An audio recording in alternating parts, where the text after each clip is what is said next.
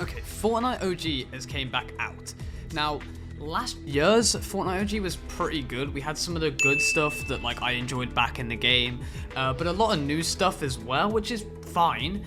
And I'm pretty sure the player count showed that as well. And in this video, I'm going to be talking about the issues and things that I have realized after playing the game that are kind of ruining it, and why I believe the game is almost perfect. For starters, I will talk about the good things, and then of course get onto some of the bad things about Fortnite OG, because there's definitely a few. And the first thing I would say is the original weapons and damage rates. I think it's absolutely great that they added back the double pump. Yes, it's pretty useless in builds at the moment, because everybody is building a 1x1 tower that reaches the sky limit after you shoot them. But in zero builds, I've had a great time using the double pump. It's quite a throwback as well, and yeah, it has been hated on because of how OP it is, but I do think that for the most part, it is liked by the community. Especially people like me, because I remember using this back in 2017, and I can't explain it, but when you double pump someone, it just feels extremely clean. The original images for the weapons are back as well, which is great to see. I'm quite literally blinded by nostalgia by saying this, but it is really cool to see them back. Guns like the original SMG is back as well, which I gotta say is crap. I do not know how we were using oh god. I do not know how we were using that back in 2017. One thing I've noticed as well is the blue pump is incredibly hard to find, and I may be being stupid here and not know that it's even in the game, but overall these additions are really good. Next thing that I would say is great is the change to the original Fortnite graphics. Now, they can't just change it completely back to the original look, because the game obviously has to evolve, and to be honest, I think the way they done this has captured the overall look and feel perfectly. I think the game has some new features and some old features like sprinting and mantling. Now, I just want to say first of all, before I get into this, I do not exactly like mantling. I think it's more of a Warzone mechanic, and with it being in Fortnite OG, it's kind of an L, but in zero builds it definitely works very well, and it's a great mechanic, but why is it in builds? Why?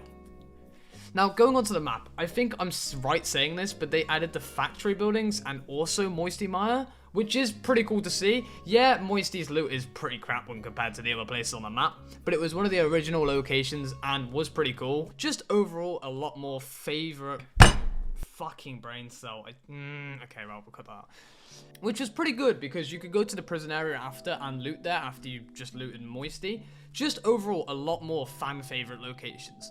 Now, I want to get onto some of the bad stuff in the game, such as the turbo building. Okay, now let me explain myself. If they turned off turbo building just for the first few weeks until they got to season 2 of the OG, I would be extremely happy about that, just because it would kind of counter sweats, so you wouldn't be getting boxed to oblivion every 2 seconds. I know people are just going to comment skill issue to that anyway, but seriously, it would help us people out that just came back to the game a ton. And not just like that, it was in the original in the first place, so it would also make it feel more like Season 1 Fortnite. And lastly, skill-based matchmaking and bots being added. So, SBM. They added this 2 to 3 days after OG was released. Now, why would they do this? If you win one game now, you get 10 kills, you get paired with the biggest sweats known to man. I could see why they added this, but if they didn't, it most likely wouldn't have created any major issues other than getting boxed by other sweats, but still. And bots being in public lobbies aren't even that bad. I don't know why I actually put them in the bad area of the video, but I think it's just because it's kind of annoying when 60% of your match is just full to the brim with bots that run away after you hit them once. Okay, now it's been a few weeks. Oh, actually, scrap that. At least a month, because I've just been absolutely lazy and just not edited this video. But yeah, it's been over a month after OGS came out, and I've just barely played it, to be honest. And I believe the reason is because it's already been done, and I don't know really why though. And it seems like others have had the same problem because the player count is not the highest at the moment. Which is lastly another problem, and it's kind of nostalgia, which sadly I've had the same thing as well with this game, but realistically for the most of us, you just want to go back to that exact same moment in 2017 to 2020, basically all 3 of them years, where you got back from school and played Fortnite without a care in the world. And now they have played the game, they don't exactly feel the same excitement they had all them years ago. But hey, it's fine because at least you had them moments.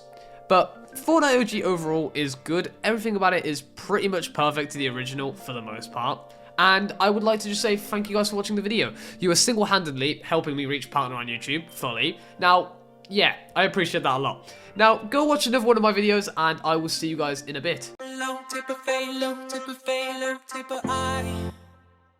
Was the golden shining scar back in